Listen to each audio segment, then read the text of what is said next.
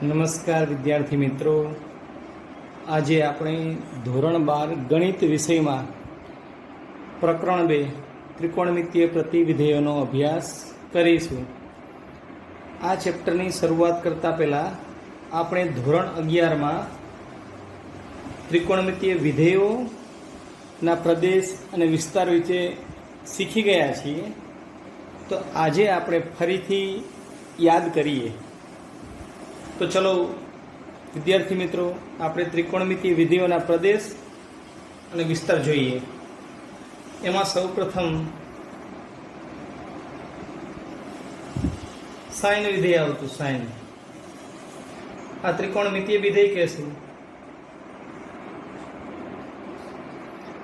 અને એનો પ્રદેશ પણ લખીશું અને વિસ્તાર પણ લખીશું. સાઇન વિધેય છે, સાઇન વિધેય એનો પ્રદેશ આપણે 11મા ધોરણમાં આર લેતા, આર થી, અને વિસ્તાર તરીકે એનો હતો વિસ્તાર સૌરુત અંતરાલ -1 થી 1. આ સાઇન વિધેય. 2 નંબરમાં કોસ વિધેય. તો વિદ્યાર્થી મિત્રો, આપને ખબર છે કે સાઇન અને કોસનો પ્રદેશ અને વિસ્તાર સરખો જ છે. તો પ્રદેશ તરીકે આર થી, એનો વિસ્તાર પણ છે -1 થી 1 સૌરુત અંતરાલ. આ સાઇન અને કોસના વિસ્તારને બીજી રીતે આપણે લખવું હોય તો આવું લખી શકીએ કે માનાંકમાં x less than or equal to 1, જ્યાં એક્સની કિંમત સાઇન પણ હોઈ શકે અને એક્સની કિંમત કોસ પણ હોઈ શકે. 3 નંબર. હવે આપણે tan વિધેય લેવો છે. તો tan વિધેયનો જે પ્રદેશ છે એ આપણે tan છે, આપણે જાણીએ છીએ કે tan બરાબર sin અપોન cos.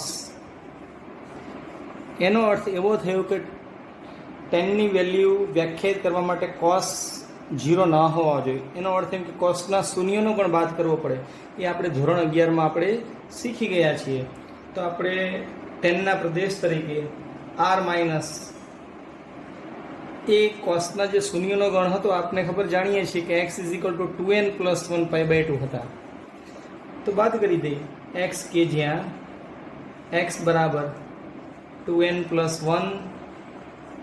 1π/2 અને n બિલોંગ ટુ z. આ એનો પ્રદેશ થયો. tanની કિંમત r માઇનસ કોસના શૂન્યનો ગણ બાદ કરવો પડશે થી એનો વિસ્તાર, તો tanનો વિસ્તાર તો r જ છે. આ રીતે. એ જ રીતે કોટ. કોટ વિધેયમાં પણ એ જ રીતે આપણે વિચારશું. કોટ છે, કોટ એ કોસ અપોન સાઇન કહેવાય. એનો અર્થ એમ કે સાઇનની કિંમત 0 ન હોવી જોઈએ, એટલે સાઇનના શૂન્યનો ગણ આપણે આરમાંથી બાદ કરીશું.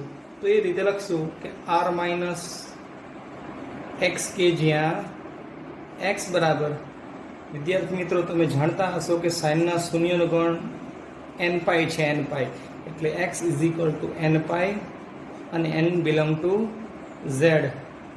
આ એનો પ્રદેશ છે કોટનો, અને થી તો એનો વિસ્તાર પણ કેટલો છે, r.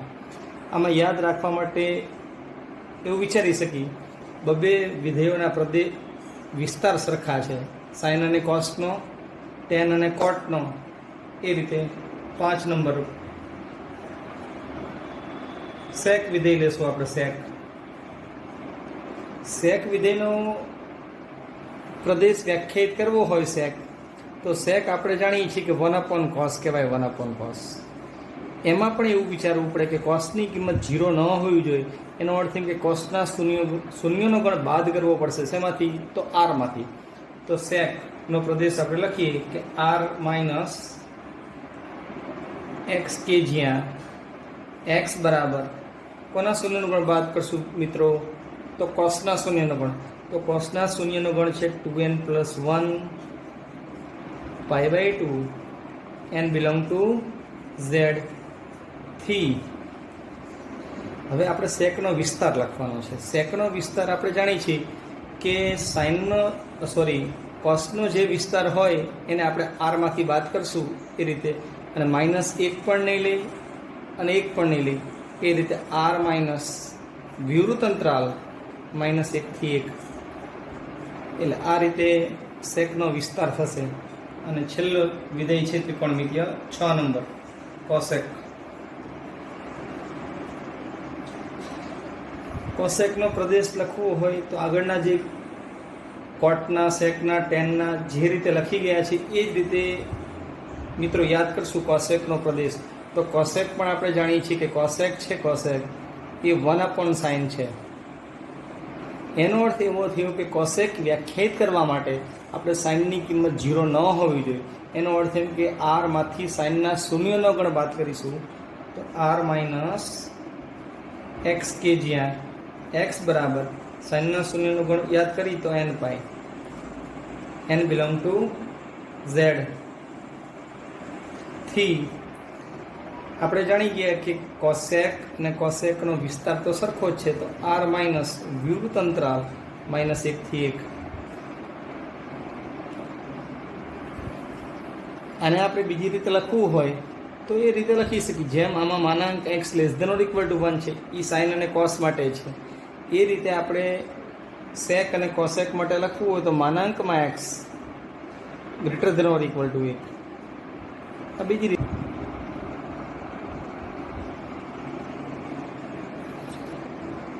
વિદ્યાર્થી મિત્રો, આપણે પ્રતિવિધેય શીખવાનું છે તો એમાં પ્રકરણ 1 ની નોંધ યાદ કરવી પડશે.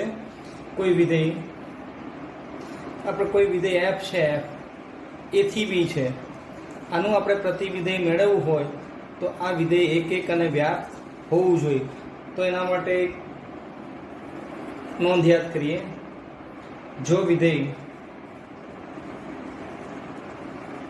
f a થી b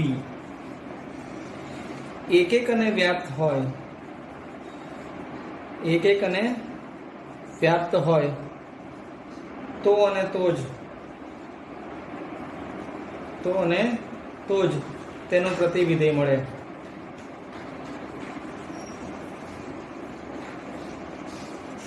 એટલે મિત્રો આપણે એવું વિચારી શકીએ કે કોઈ પણ વિધેયનું પ્રતિવિધેય મેળવવું હોય તો તે એક અને વ્યાપ્ત હોવું જોઈએ. હવે મિત્રો આપણે યાદ કરીએ કે સાઇન વિધેય છે. સાઇન વિધેયનો જો પ્રદેશ r લઈએ તો સાઇન એક નથી પરંતુ વ્યાપ્ત છે. પણ આપણે એવું કીધું કે એક અને વ્યાપ્ત બંને હોવું જોઈએ. તો સાઇનનો આપણે મર્યાદિત પ્રદેશ કોઈ વ્યાખ્યાયિત કરી સાઇન અને કોસનો તો બંને વિધેય છે એક થાય. તો એ માટે એવા આલેખ ઉપરથી આપણે વિચારીએ. વિદ્યાર્થી મિત્રો, હવે આપણે સાઇનના આલેખ વિશે વિચારીએ. તો એમાં સૌ પ્રથમ છે y = f(x) = sin x નું પ્રતિવિધેય મેળવવું છે. એટલે આપણે જે આલેખ દોરવા જઈ રહ્યા છીએ એ y = sin x નો આલેખ છે. y = sin x. આ આલેખ દોરતા પહેલા આપણે શીખી ગયા છીએ કે સાઇનનો વિસ્તાર છે એ વિસ્તાર y અક્ષ ઉપર લેશું -1 થી 1, અને એનો પ્રદેશ આપણે r હતો. તો r ઉપર આપણે વેલ્યુ ડિફાઇન્ડ કરવી છે. તો એ પ્રમાણે લઈ આ જગ્યાએ π/2 એ રીતે પાઈ 90 રેડિયનમાં લેશું. π/2 પાઈ એ રીતે લેશું. આ y = sin x નો આલેખ છે એ વિચારીએ. 90 અંશના માપ લીધા છે, જે બધા માપ છે π/2, π/2 થી પાઈ, 3π/2 અને બાકી છે 2π, 5π/2 એ રીતે 3π અને આગળ આપણે લઈ શકીએ. એ રીતે આ x અક્ષની ઋણ દિશા બાજુ વિચારીએ તો -π/2, આ જગ્યાએ -π, -3π/2 અને આ જગ્યાએ આવશે -2π. આ બધું આપણે ધોરણ 11માં શીખી ગયા. આલેખ ઉપરથી યાદ કરવા જઈએ તો આપને યાદ છે કે સાઇનનો વિસ્તાર એટલે સાઇનનો આલેખ છે એ -1 અને 1 ની વચ્ચેની બધી કિંમતો ધારણ કરે છે. એનો અર્થ એમ કે સાઇનનો વિસ્તાર છે સૌર અંતરાલ -1 થી 1. બીજું આપણે 11મા ધોરણમાં એ પણ શીખી કે સાઇનનું મુખ્ય આવર્તમાન 2π છે. કેમ? તો યાદ કરીએ કે સાઇનનો આલેખ 0 થી શરૂઆત કરીએ તો આખું એક રાઉન્ડ ફરતા કેટલું અંતર કાપે છે? તો 2π જેટલું અંતર કાપે છે. એનો અર્થ એવો કે સાઇનનું આવર્તમાન 2π છે. એટલે 2πના અંતરાલમાં ગ્રાફ પુનરાવર્તન કરે છે. બીજું આલેખ ઉપરથી જોવા જઈએ આપણે તો સાઇનના શૂન્યનો ગણ આપણે 11મા ધોરણમાં શીખી ગયા છીએ કે x = nπ. તો nπ કેમ આવે છે? તો આપણે વિચારી શકીએ કે 0 આગળ સાઇનની કિંમત 0 મળે છે, એ જ રીતે પાઈ આગળ પણ સાઇનની કિંમત 0 મળે છે, એ જ રીતે 2π આગળ, એ જ રીતે 3π આગળ વગેરે વગેરે આગળ સાઇનની કિંમત 0 મળે છે. એ જ રીતે ઋણ દિશામાં જોવા જઈએ તો -π આગળ, -2π આગળ. એનો અર્થ એમ કે આપણે સંયુક્ત રીતે લખવું હોય તો x બરાબર કેટલા લખી શકીએ? nπ અને n બિલોંગ ટુ z. આ આપણા સાઇનના શૂન્યનો ગણ છે. હવે આપણે પ્રતિવિધેય વ્યાખ્યાયિત કરવા જઈ રહ્યા છીએ મિત્રો. તો એને આપણે કોઈ યોગ્ય સીમિત પ્રદેશ, કોઈ મર્યાદિત પ્રદેશ લઈએ તો એ વિધેય એક થાય. તો એના માટે આપણે મર્યાદિત પ્રદેશ કયા કયા લઈ શકીએ એ યાદ કરીએ. એ મર્યાદિત પ્રદેશ લેવો હોય તો એનો અર્થ એમ કે -3π/2 થી -π/2 એટલે આટલો પણ ભાગ લઈ શકીએ. એ ન લેવો હોય તો -π/2 થી +π/2 લઈ શકીએ. π/2 થી 3π/2, 3π/2 થી 5π/2 આવા વગેરે કોઈ ભાગ લઈએ તો સાઇન વિધેય એક થાય. એ રીતે આપણે લખીએ. જો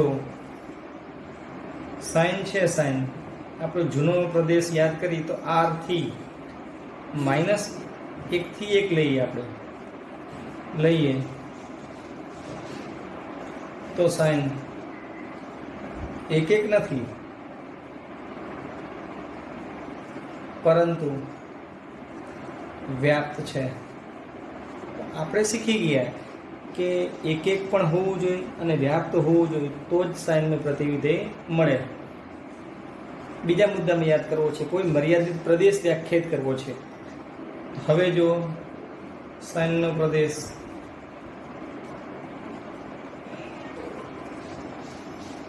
એવા ભાગો લેવા અનંત સુધીથી શરૂઆત કરી છે. પહેલો આ લેવો છે -3π/2 થી સૌરું અંતરાલ, -3π/2 થી -π/2. એના પછી કેવો લઈ શકીએ તો -π/2 થી +π/2, -π/2 થી +π/2. આ જગ્યાએ વિચારીએ. હવે એ જ રીતે π/2 થી 3π/2, પછી 3π/2 થી 5π/2 વગેરે લઈ શકાય. આવા કોઈ મર્યાદિત પ્રદેશ સાઇનના લઈએ આપણે પ્રદેશના તો સાઇન વિધેય છે એ એક થાય. એમાંથી આપણે સાઇન વ્યાખ્યાયિત કરવું છે તો એના પ્રદેશ તરીકે આપણે કોઈ ઘેરો ભાગ બતાવી દઈએ. આ આપણે પ્રદેશ તરીકે લેવો છે કે સાઇનનો પ્રદેશ સૌરુત અંતરાલ -π/2 થી +π/2 લઈ તો સૌરુત અંતરાલ -π/2 થી +π/2 અને વિસ્તાર તો નક્કી જ છે કે સાઇનનો વિસ્તાર સૌરુત અંતરાલ -1 થી 1 લઈએ તો સાઇન 1 અને વ્યાપ્ત થાય.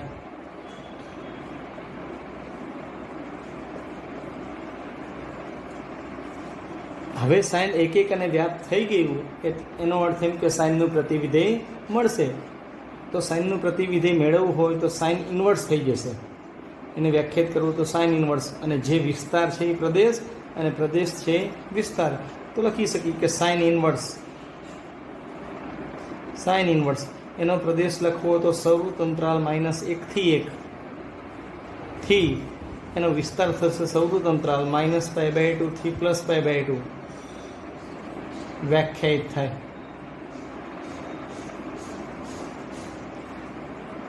આ રીતે સાઇનનું પ્રતિવિધેય મળે, જ્યાં વાયની કિંમત છે કેટલી છે? વાયની કિંમત તો sin x. એને પ્રતિવિધિમાં ડિફાઇન્ડ કરવું હોય તો sin ઇન્વર્સ y બરાબર x લખી શકીએ. આને વાંચન કરશું સાઇન ઇન્વર્સ વાય બરાબર એક્સ. હવે એક બીજું એમસીક્યુમાં પૂછાતું હોય છે કે આપણે સાઇનનો જે પ્રદેશ -π/2 થી +π/2 સ્વતંત્ર લીધો છે એ સાઇન ઇન્વર્સમાં એ વિસ્તાર બની જાય છે, તો એને આપણે મુખ્ય આધારવાળી કિંમત કહેશું. તો જ્યાં સૌવૃત્ત અંતરાલ -π/2 થી +π/2 ને સાઇન ઇન્વર્સની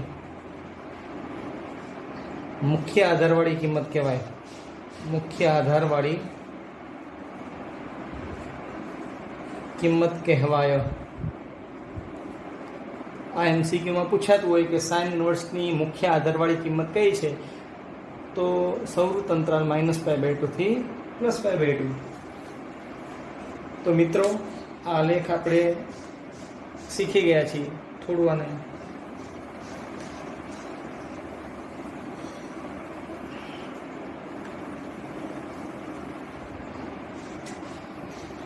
એક બીજું યાદ કરીએ કે સાઇન ઇન્વર્સ સાઇન એક્સ હોય એના બરાબર આપણે એક્સ લખી શકીએ, અને સાઇન ઇન્વર્સ એક્સ હોય તો પણ એક્સ લખી શકીએ. પણ આ બંનેમાં ખાસ સમજવાનું એ રહેશે કે જ્યાં એક્સની કિંમત કોની વચ્ચે હશે અને બીજા ગુણધર્મમાં પણ એક્સની કિંમત શું હશે એ યાદ કરી. તો સાઇન ઇન્વર્સ સાઇન એક્સ હોય તો પણ જવાબ એક્સ થાય, પણ એક્સની કિંમત તમારે એ વિચારવું પડશે કે સાઇનના પ્રદેશમાં હોવી જોઈએ. તો સાઇનનો જે પ્રદેશ છે, સાઇનનો પ્રદેશ તો લખી શકીએ. તો સાઇનનો પ્રદેશ સીમિત આપણે મર્યાદિત પ્રદેશ કેટલો વ્યાખ્યાયિત કરી ગયા છીએ, તો સૌવૃત્ત અંતરાલ -π/2 થી +π/2. એક્સની કિંમત આ રીતે હોય તો જ આની જગ્યાએ આપણે એક્સ લખી શકીએ. આમાં એવું છે કે સાઇન ઇન્વર્સ એક્સ છે, તો એક્સની કિંમત બાજુમાં જે વિધેય હોય એના પ્રદેશમાં કિંમત હોવી જોઈએ. તો એક્સની કિંમત સાઇન ઇન્વર્સના પ્રદેશમાં, તો એનો અર્થ એમ કે સાઇન ઇન્વર્સનો પ્રદેશ છે સૌવૃત્ત અંતરાલ -1 થી 1. આ વસ્તુ બહુ મહત્ત્વની છે કે જ્યાં એક્સ બિલોંગ ટુ શું હોય એ વિચારવાનું છે. આગળ એક જાણ માટે સાઇન ઇન્વર્સ એક્સ છે અને સાઇન એક્સની ઘાત -1 છે, તો વિદ્યાર્થી મિત્રો જોવામાં આપને થોડું સરખું જ લાગશે, પણ બંને વસ્તુ અલગ જ છે. અને આપણે વિચારવું હોય તો સાઇનનું પ્રતિવિધેય છે આ, અને આ સાઇન એક્સનો વ્યસ્ત છે. એનો અર્થ એમ કે આ બંને કિંમત સરખી કહેવાય નહીં, નોટ ઇક્વલ ટુ. સાઇન એક્સની ઘાત -1 હોય એનો અર્થ એમ કે સાઇન એક્સનો વ્યસ્ત હોય તો આપણે લખી શકીએ કે 1/sin x. તો આ જે બધી માહિતી હતી સાઇનનું પ્રતિવિધેય કેવી રીતે મેળવી શકાય એના માટેની હતી. આગળ આપણે બીજા નંબર તરીકે cos x નું પ્રતિવિધેય મેળવીએ.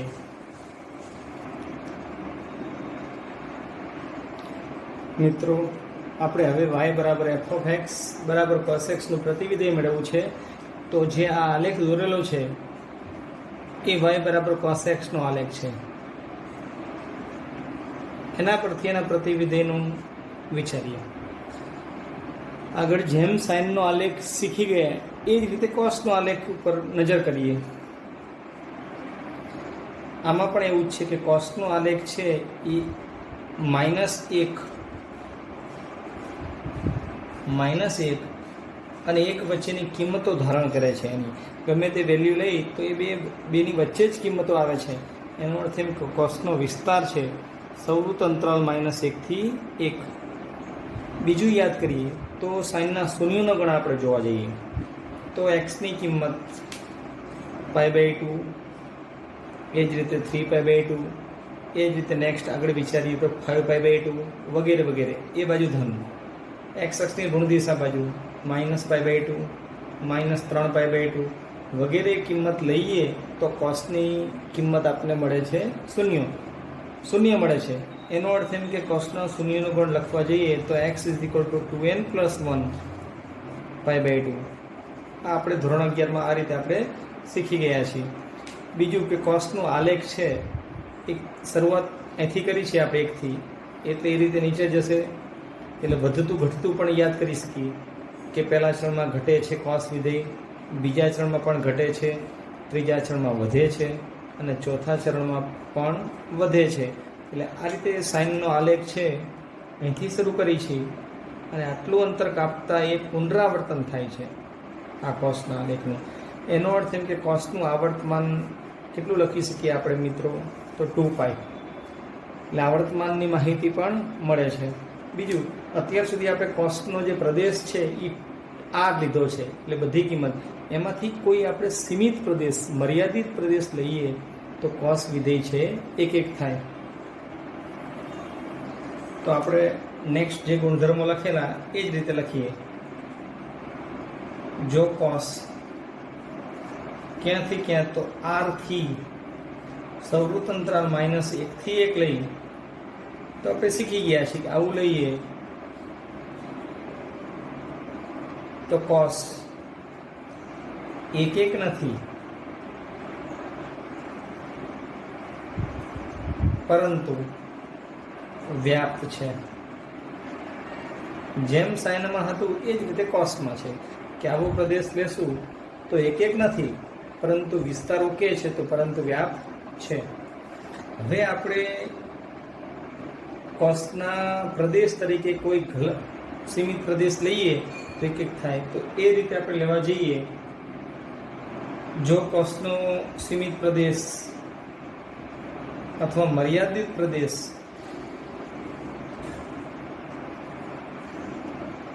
હવે આપણે લઈ શકીએ, કેટલા લઈ શકીએ? તો આ ભાગ લઈ શકીએ, આટલો ભાગ એ કેતે શરૂ થશે? તો -2π થી -π. તો મર્યાદિત પ્રદેશ તરીકે -2π થી -π. આગળ લેવા જઈએ તો -π થી 0, તો -π થી 0. એના પછીનો સીમિત પ્રદેશ લેવો હોય તો 0 થી π. અહીંથી શરૂઆત કરી અને નીચે સ્ટોપ થઈ તો 0 થી π. એના પછી નેક્સ્ટ લેવો હોય તો π થી 2π વગેરે લઈ શકાય.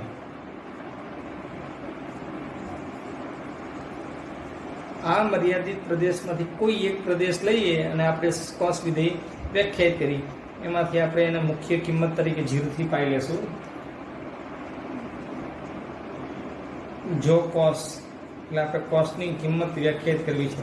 કોસનો પ્રદેશ તરીકે આપણે લેવી છે સૌવૃત્ત અંતરાલ 0 થી π. એને આપણે ગ્રાફમાં કોઈ ઘેરો ભાગ બતાવી દઈએ આપણે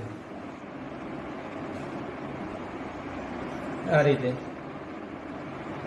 તો મિત્રો, આવા પ્રદેશમાં કોસ 1 પણ છે અને વ્યાપ પણ છે. એટલે પ્રદેશ 0 થી π અને થી વિસ્તાર તો નક્કી જ છે કે સૌવૃત્ત અંતરાલ -1 થી 1 લઈએ. તો આવું લઈએ તો કોસ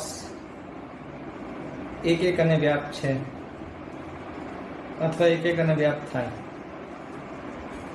હવે 1 અને વ્યાપ થઈ ગયું એનો અર્થ એમ કે કોસનું પ્રતિવિધેય વ્યાખ્યાયિત થશે. તો વ્યાખ્યાયિત કરવા જઈએ આપણે. એટલે કે કોસ ઇનવર્સ. તો આપણે કીધું એમ કે કોસનો જે વિસ્તાર હશે એ પ્રદેશ બનશે અને પ્રદેશ છે એ વિસ્તાર બનશે. એટલે કોસ ઇનવર્સ એનો પ્રદેશ થશે સૌવૃત્ત અંતરાલ -1 થી 1 થી એનો વિસ્તાર સૌવૃત્ત અંતરાલ 0 થી π વ્યાખ્યાયિત થાય.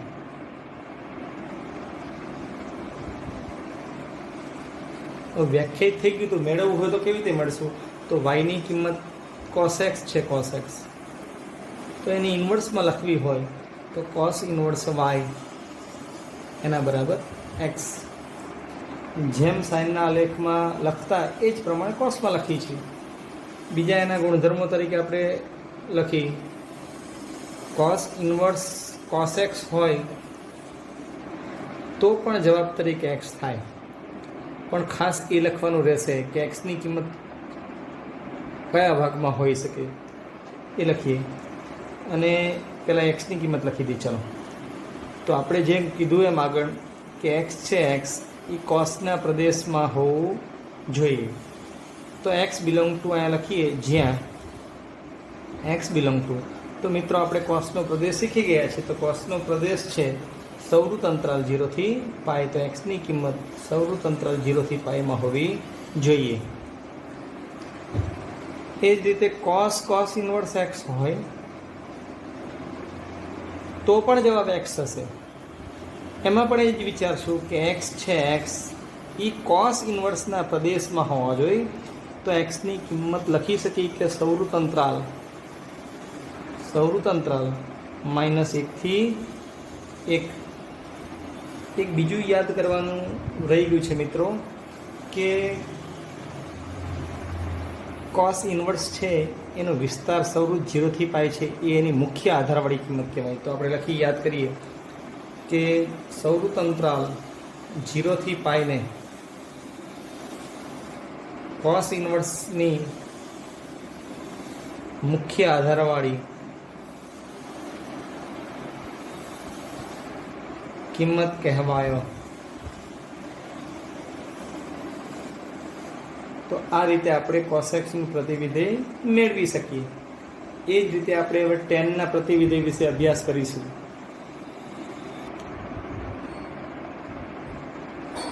વિદ્યાર્થી મિત્રો, હવે આપણે ટેનનું પ્રતિવિધિ મેળવવા જઈ રહ્યા છીએ.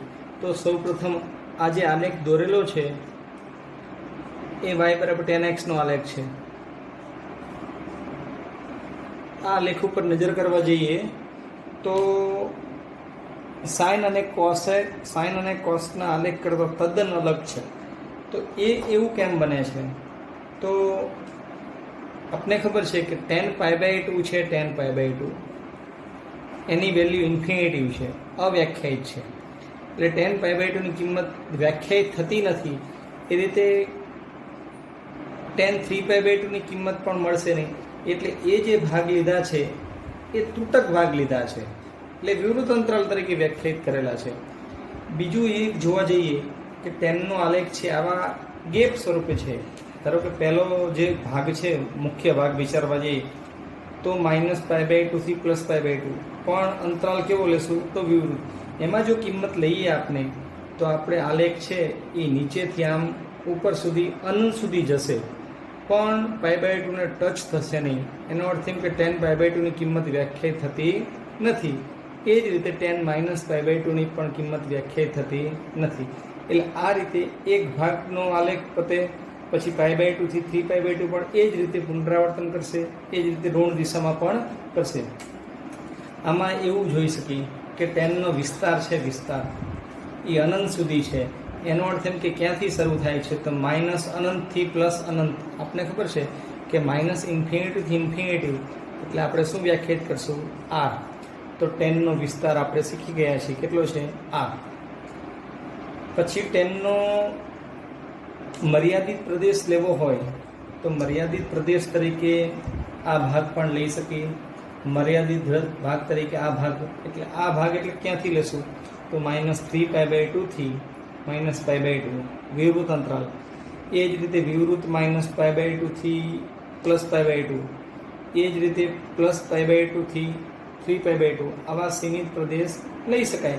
એવા જો સીમિત પ્રદેશ લઈએ તો ટેન વિધેય છે એક થાય અને વ્યાપ પણ થાય, એટલે પ્રતિવિધેય મળશે. બીજું યાદ કરવાનું એ પણ રહી ગયું છે, ટેનનું આવર્તમાન કેટલું છે? તો આપને મિત્રો ખબર છે કે ટેનનું આવર્તમાન 11મા ધોરણમાં શીખી ગયા છીએ. આલેખમાં નજર કરીએ. આલેખ છે, ધારો કે આ ગેપનું વિચારવા જઈએ તો આલેખ અહીંથી શરૂ થાય છે અને અહીં પૂરો થાય છે. એટલે આ જે ડિસ્ટન્સ છે, આટલું ડિસ્ટન્સ, એ ડિસ્ટન્સ મિત્રો કેટલું કહેવાય? તો એ ડિસ્ટન્સ 90, આ 90 છે, આ 90 છે. એટલે ટેનનું જે આવર્તમાન છે એ કેટલું આપણે વ્યાખ્યાયિત કરશું? પાય. તો એના ગુણધર્મો લખવા જઈએ કે ટેનનો સીમિત પ્રદેશ,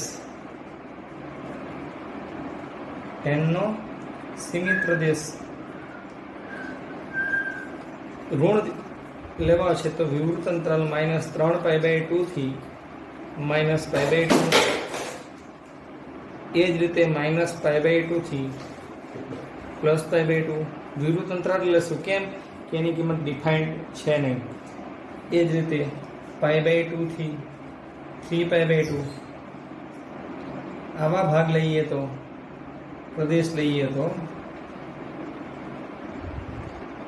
તો tan એક એક અને વ્યાપ્ત થાય.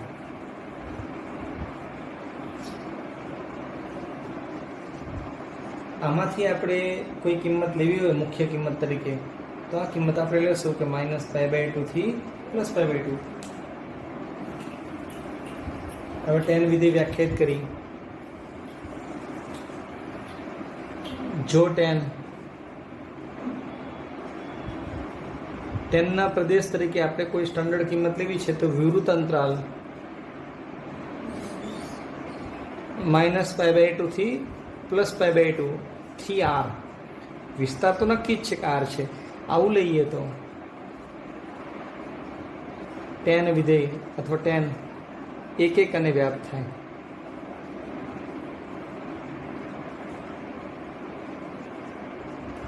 હવે એક એક અને વ્યાપ્ત tan થઈ ગયું છે એટલે એનું પ્રતિવિધેય મળશે. તો tan નું પ્રતિવિધેય વ્યાખ્યાયિત કરવા જઈએ તેથી tan ઇનવર્સ જે વિસ્તાર છે એ પ્રદેશ બનશે અને પ્રદેશ છે એ વિસ્તાર બનશે. એટલે લખી શકીએ r થી વિવૃત અંતરાલ -1 થી 1 વ્યાખ્યાયિત થાય. આગળ જેમ સાઇન અને કોસના આલેખમાં લખતા હતા એ જ રીતે લખતા આવી છે. તો મેળવવું હોય તો કેવી રીતે મેળવી શકીએ? તો y = tan x એને ઇન્વર્સમાં કન્વર્ટ કરીએ તો tan ઇન્વર્સ આ સાઈડ tan છે તો આ બાજુ tan ઇન્વર્સ y એના બરાબર થશે x. આમાં પણ એવું લખી, આનો આપણે શીખી ગયા કે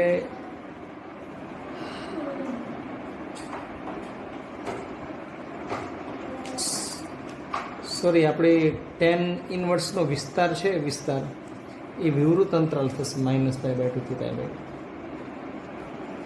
ઓકે, તો એ પણ લખી શકીએ tan ઇન્વર્સનો જે વિસ્તાર છે એને મુખ્ય આધારવાળી કિંમત કહેશું. તો લખી વિવૃત અંતરાલ -π/2 થી +π/2 ને tan ઇન્વર્સની મુખ્ય આધારવાળી કિંમત કહેવાય.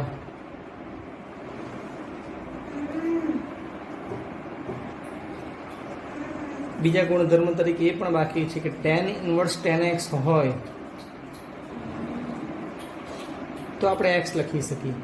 આગળ લખતા એ રીતે પણ ખાસ એ જોવાનું રહેશે કે x છે x એ tan ના પ્રદેશમાં હોવો જોઈએ. તો x બિલોંગ ટુ tan ના પ્રદેશમાં એટલે વિવૃત અંતરાલ -π/2 થી +π/2. એ જ રીતે tan ઇન્વર્સ x હોય તો પણ x થશે. ત્યાં એવું થશે કે xની કિંમત tan ઇન્વર્સના પ્રદેશમાં હોવી જોઈએ.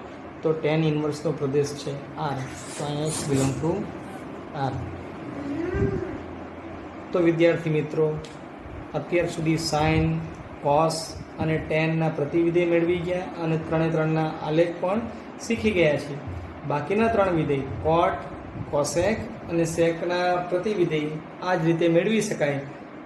એના આલેખોનો અભ્યાસ પણ આ જ રીતે કરી શકાય. મિત્રો, હવે આપણે જે આલેખ શીખી ગયા છીએ સાઇન, કોસ અને ટેન ત્રિકોણમિતિય વિધેયોના હતા. એક પ્રતિવિધેયનો આલેખ ઉપર નજર કરીએ તો આ જે આલેખ દોરેલો છે એ y sin ઇન્વર્સ x એટલે સાઇનના પ્રતિવિધેયનો આલેખ છે. એ દોરવો હોય તો કઈ રીતે દોરી શકીએ એની થોડી વાત કરીએ. તો લખેલું છે કે કોઈ વિધેયના પ્રતિવિધેયનો આલેખ એટલે પ્રતિવિધેયનો આલેખ આપણે દોરવો હોય તો મુખ્ય વિધેયના આલેખના y બરાબર x રેખામાં, કઈ રેખા? y બરાબર x. આ y બરાબર x છે એ ઉગમ બિંદુમાંથી પસાર થતી અને x અક્ષની ધન દિશા સાથે 45 અંશનો ખૂણો બનાવતી રેખા કહેવાય. એટલે આ જે રેખા છે y બરાબર x આ રીતે આપણે દોરી શકીએ. આ ટાઈપની આ જે રેખા હશે આ y બરાબર x છે. એ y બરાબર xમાં મળતા આરસી પ્રતિબિંબ મિરર ઇમેજ છે. એટલે મિરર ઇમેજ કોનું બતાવશે? તો વાય બરાબર સાઇન એક્સનો આલેખ, એનું પ્રતિબિંબ કોની સાપેક્ષ લેવાનું? તો વાય બરાબર એક્સની સાપેક્ષ લેતા વાય બરાબર સાઇન ઇન્વર્સ એક્સનો આલેખ મળે છે. તો એનો આપણે આલેખ દોરવા પ્રયત્ન કરેલો છે.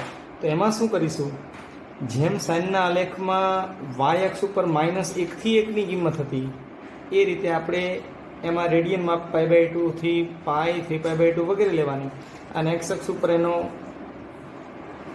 -1 થી કિંમત લેશું. એ રીતે સાઇન ઇન્વર્સ એક્સનો આલેખ દોરવા જઈએ તો આ પ્રમાણે મળશે. હવે આટલી આપણે ટાઈપ 1 આ પહેલો પ્રકાર છે એની થિયરી શીખી ગયા પછી એને આપણે એમસીક્યુ સ્વરૂપે એક કોષ્ટક જો પૂછાય તો આપણે આ રીતે યાદ રાખીશું. એમાં સૌ પ્રથમ વાત કરવા જઈએ તો સાઇન વિધેયનો આપણે મર્યાદિત પ્રદેશ તો આર કહેતા, એમાંથી કોઈ ચોક્કસ સીમિત લીધો આપણે, સૌવૃત્ત અંતરાલ -π/2 થી π/2 અને વિસ્તાર આટલો લઈ, આ સાઇનની વાત છે. તો આવું લેશું તો એક પણ છે અને વ્યાપ છે. તો સાઇન ઇન્વર્સ છે એ વિસ્તાર છે એ પ્રદેશ થશે અને પ્રદેશ છે એ વિસ્તાર બની જશે. આ સાઇનની વાત છે.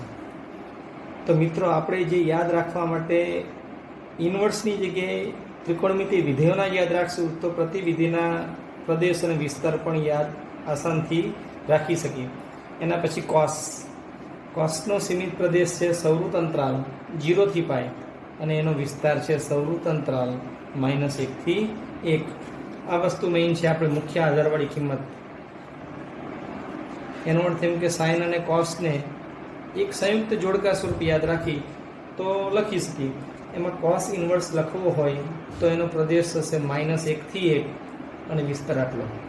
એના પછી 3 નંબર ટેનનો આપણે સીમિત પ્રદેશ શીખી ગયા છીએ. વિવૃત અંતરાલ -π/2 થી π/2 અને વિસ્તાર કેટલો છે? r.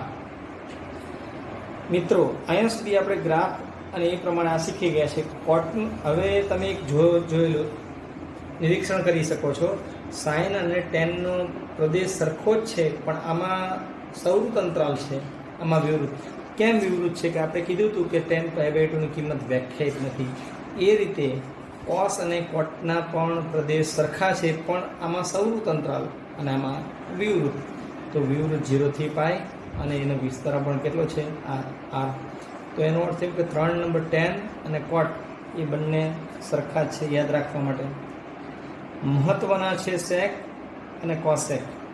તો સેકનો પ્રદેશ છે એ સેકના પ્રદેશ માટે કોસનો પ્રદેશ યાદ કરવો પડે. તો કોસનો પ્રદેશ છે સીમિત સૌવૃત્ત અંતરાલ 0 થી પાઈ માઇનસ એમાંથી π/2 કેમ બાદ કરી દીધા છે? તો એનો અર્થ એમ કે સેક π/2ની કિંમત મળતી નથી. એનો અર્થ એમ કે ઇન્ફિનિટિવ છે અને કોસ π/2ની કિંમત છે 0. એટલે 0નો વ્યસ્ત નથી, 0નો વ્યસ્ત ઇન્ફિનિટિવ, એટલે સેક π/2ની કિંમત અવ્યાખ્યાય છે. એટલે આપણે એ ગેપમાંથી π/2 બાદ કરવા પડશે. એટલે સેકનો પ્રદેશ થશે સૌવૃત્ત 0 થી પાઈ, એમાંથી π/2 બાદ કરશું થી. વિસ્તાર તો આપણે ખબર છે કે જે કોસનો છે આનો આલેખ દોરવા જઈ તો એનો અર્થ એમ કે -1 અને 1 વચ્ચેનો બાદ કરી દઈશું અને બાકીની કિંમત લેવાની. એટલે 1 થી મોટી અને -1 થી નાની. આ સેકનો વિસ્તાર થયો. તો મિત્રો તમે કોસેકનો પ્રદેશ તમે લખાવી શકશો. તો કોસેકનો પ્રદેશ લખવા માટે કોનો પ્રદેશ યાદ કરશો? તો સાઇનનો. તો સાઇનનો લખી દઈએ કે -π/2 થી +π/2. એમાંથી કઈ કિંમત બાદ કરવી પડશે? તો એવી કઈ કિંમત છે કે કોસેકની કિંમત ડિફાઇન્ડ થતી નથી? તો 0. તો -0 થી r વિવૃત -1 થી 1. તો યાદ રાખવા માટે બબે પેરમાં યાદ રાખીશું તો આસાનીથી મર્યાદિત પ્રદેશ અને વિસ્તાર યાદ રાખી શકશું. તો મિત્રો આ ટાઈપ 1ની થિયરી પૂરી થઈ છે. નેક્સ્ટ લેક્ચરમાં આપણે આ પ્રદેશ અને વિસ્તાર આધારિત એક્ઝામ્પલ્સ ગણીશું.